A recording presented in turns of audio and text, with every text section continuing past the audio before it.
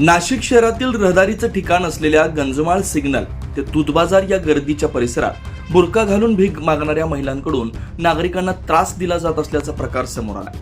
वाहनधारकांना अडवून भावनिक दबाव टाकत जबरदस्ती भीक मागण्याचे प्रकार गेल्या काही दिवसांपासून सुरू असल्याचा आरोप करण्यात आला। प्रकरणी भद्रकाली पोलीस ठाण्यात गुन्हा दाखल करण्यात आला असून अर्जदार असलम बशीर शान यांनी दिलेल्या लेखी तक्रारीत आणखी एक धक्कादायक बाब समोर आली आहे। या महिलांसोबत असलेली लहान मुलं रस्त्याच्या कडेला उभ्या असलेल्या 2 चाकींचे आरसे तोडणे, सीट कव्हर फाडणे, डिक्या उघडणं अशा संशयास्पद हालचाली करत असल्याचं सांगितलं गेलंय।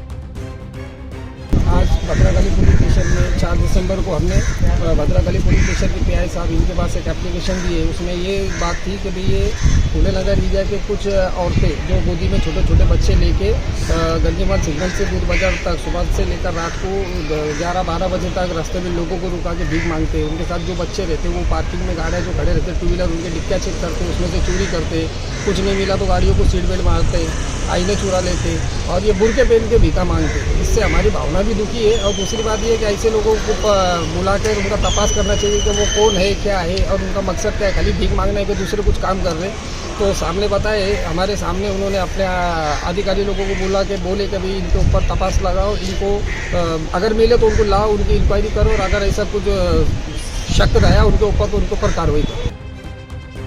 अशा वर्तनामुळे समाजाची बदनामी होते, परिसरात भीतीचं वातावरण निर्माण झालंय। त्यामुळे पोलिसांनी तातडीने तपास करून संबंधित महिलांवर आवश्यक ती कायदेशीर कारवाई करावी अशी मागणी नागरिकांकडून करण्यात आली आहे। या प्रकरणी भद्रकाली पोलीस ठाण्यात गुन्हा दाखल करण्यात आला। पुढील चौकशी सुरू आहे। 9 न्यूज महाराष्ट्रासाठी प्रतिनिधी इसाक कुरेशी।